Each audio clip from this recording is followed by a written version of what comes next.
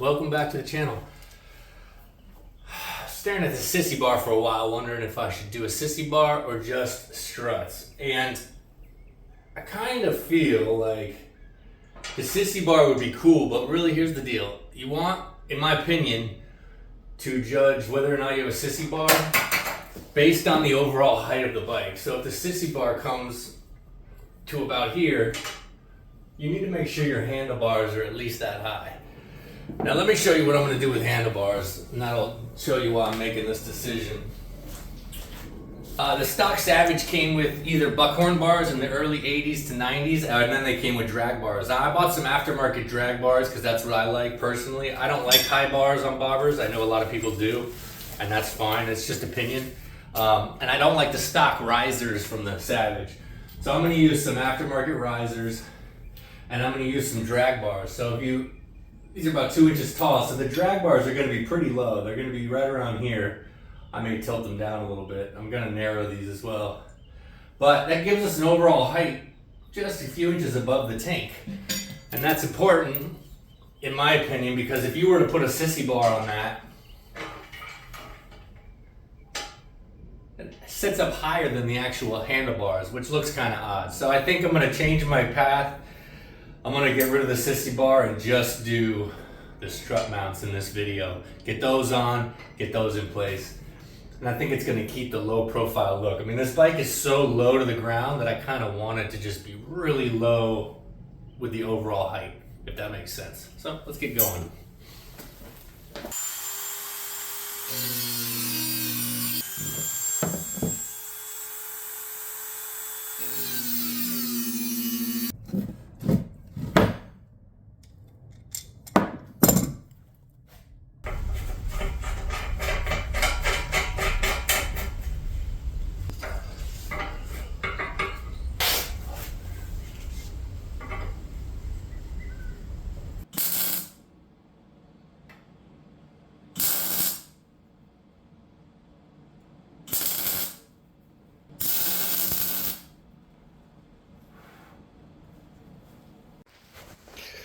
Yeah, looking at that, that's so much better. Honestly, it's got nice, clean, low look, and we don't have to worry about it looking goofy or too tall.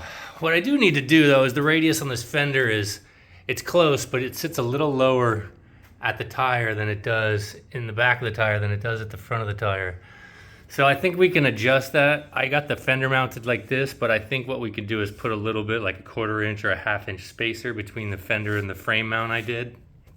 And that should solve that radius issue, because if you look from the side, you can see it's a little bit lower in the back than it is at the front, but not a big deal. It's very close. It's definitely fixable. All right, so that looks pretty good. Let's see, moving on through this bike. I have a lithium battery coming in, but it's not here yet. As soon as that comes, we can make up some sort of battery box or battery mount. And moving up this frame, a lot of this stuff is just tacked in place.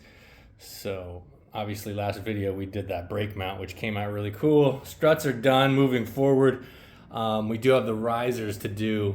Now there's an issue I have with the aftermarket risers. Oh, and we're gonna have to do something with this exhaust. I can't just leave it short like that. I'm thinking straight pipe, maybe up and dump down here, or maybe come above the frame and come out the back. I'm not sure yet. Not sure if I want to go real old school or kind of maybe something a little bit more modern, kick it out the side, but I don't think we're going to run a muffler on this. I think we're going to straight pipe it. But yeah, coming out pretty good. Let's move on to the risers, and I'll show you the issue that I have. They're just standard 1-inch risers. The Savage S40 uses 1-inch handlebars, and like I said earlier, we're using a drag bar. I'm just going to go with a standard drag bar. And this one's a little wide. I like my bars to be around 27 to 28 inches wide. I think this one comes in around 31. So we'll cut the ends off of that, and I'll show you a cool trick. If you're riding a single cylinder motorcycle like this, and if you ever take off the handlebars, most single cylinder bikes have weights in the end of the bars, and that's no surprise. It keeps the vibrations down.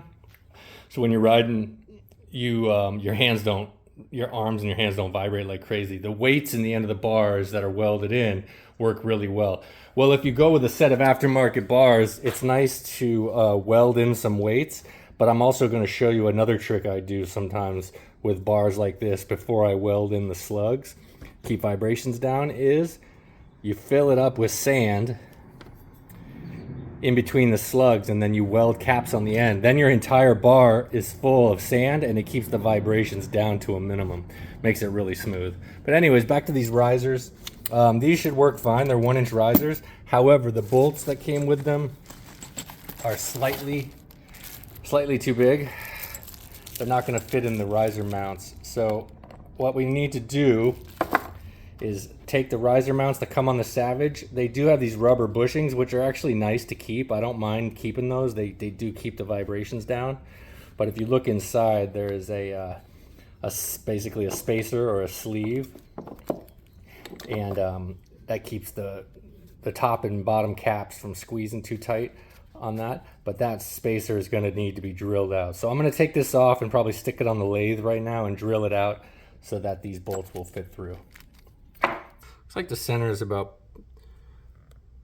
0.4 inches or an M10. So yeah, obviously it's this metric bike. So it's an M10 bolt that comes originally on the Savage, but these aftermarket risers have about an M12 or probably standard thread, most likely. They're, yeah, probably a 1/2-inch bolt. So we need to drill it out to about 12 millimeters or a 1/2 inch. And I think in order to keep them nice and centered, I'll do it on the lathe.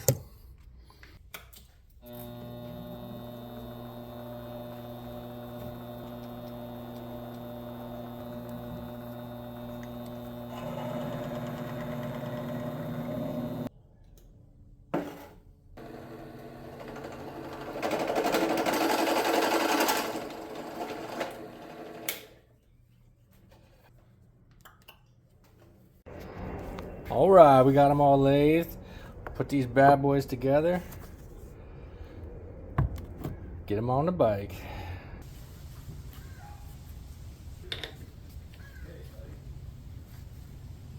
Wow, yeah, those are much better than the stock risers. Bam!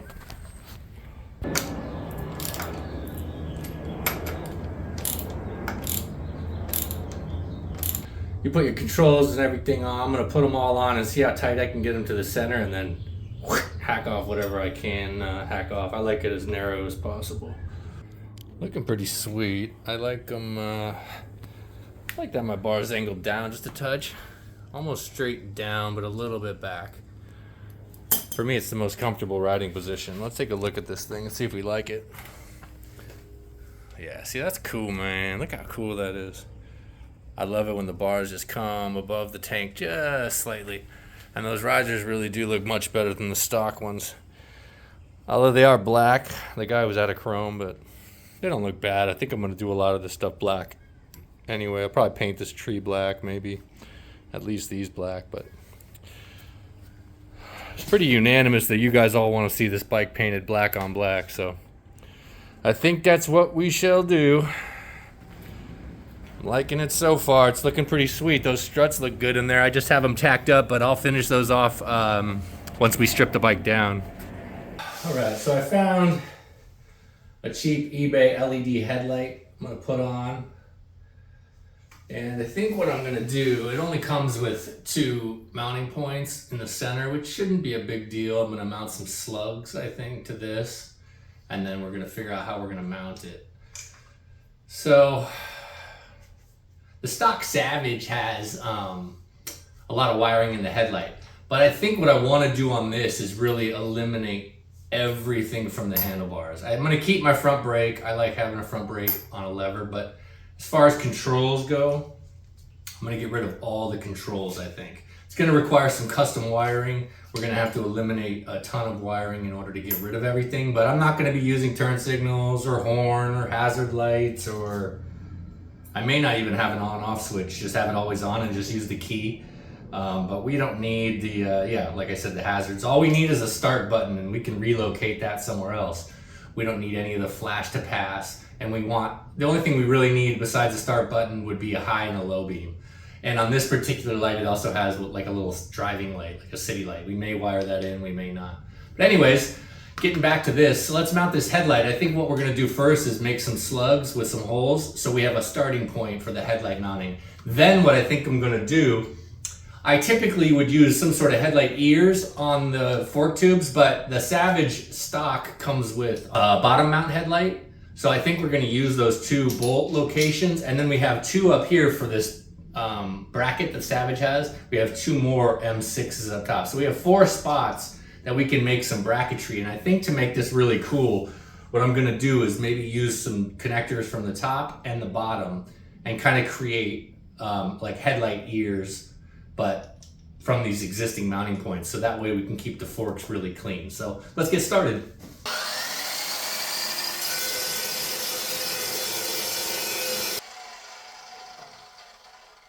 Perfect. Now I'm going to mark this at 11 millimeters, which is the width of the slug that I'm going to create.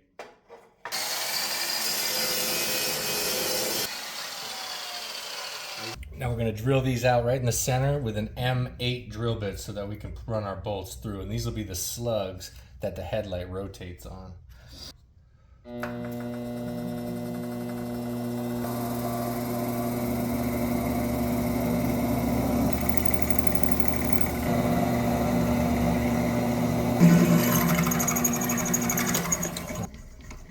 Got our M8 hole drilled perfectly.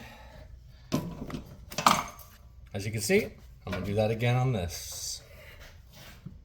I'm just gonna clean these up a little bit.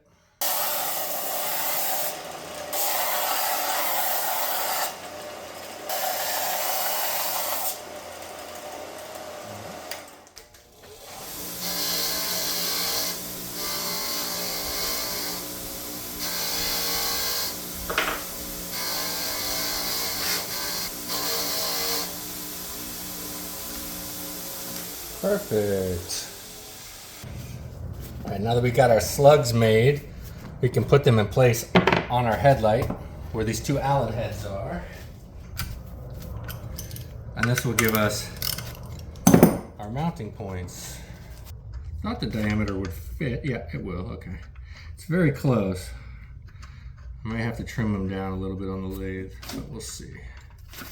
The diameter is it's very close to rubbing right here on this tab. So it looks like we're gonna have to bring these down a little bit in diameter.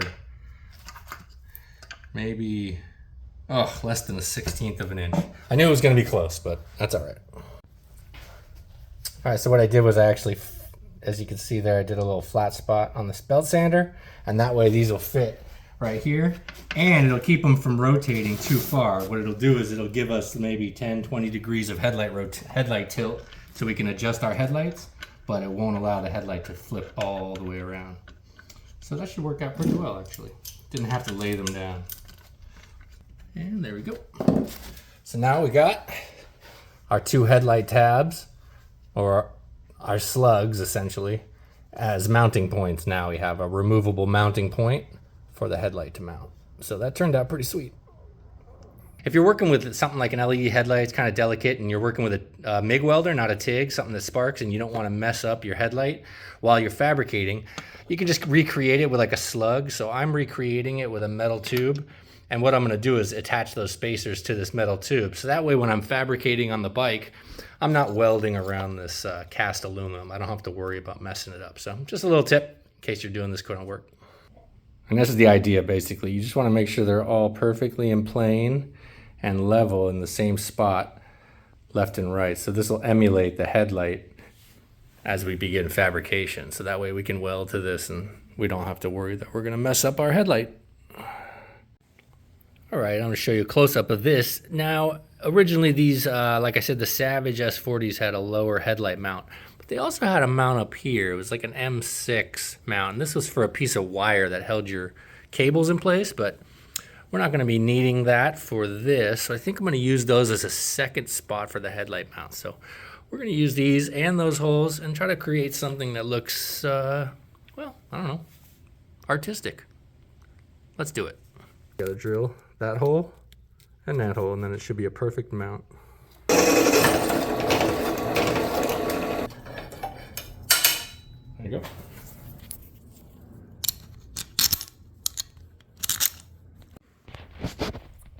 There we go. We got our plate, perfect fit, comes right to the front of the triple tree. So then we can go ahead and start making our mounts. I'm thinking I'm gonna use some round bar and come out and come down and out. I think that's gonna be sweet. Oh yeah, it's perfect.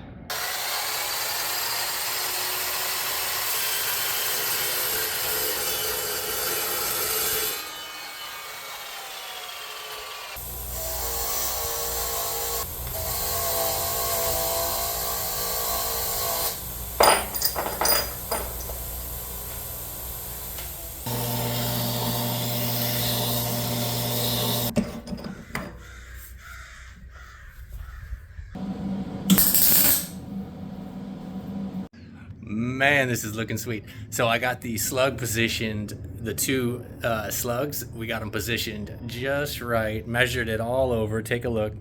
So if we look up and down this thing, it's parallel with all the bars. Nice and straight, up and down. And that's gonna allow us to make perfect measurements to the slugs, to the mounting blades, so we can mount our 4 bars exactly where we want them. The idea at the end, we'll have 2 coming down from the top, 2 coming up from the bottom. If you can kind of see that.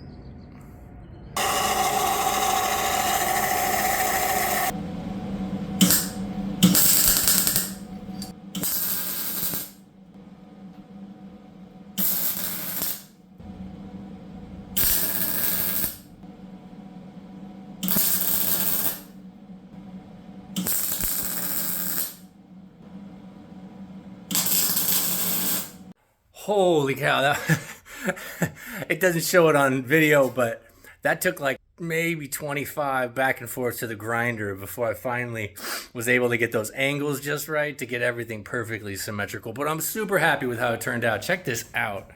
Man, that's pretty unique. And it's just tacked in place. I'm gonna throw the headlight on in a second, but just take a look at that. Sometimes, you know, like you gotta take your time with these things, man. If you want them to be unique and one of a kind, wow, is that cool. I really dig it. I think it's cool, especially once the headlight's on. I have a feeling it's gonna look super cool. But let me know what you think of that. It's pretty unique. I haven't seen anything quite like it, but I don't know, maybe you have. If you have, let me know.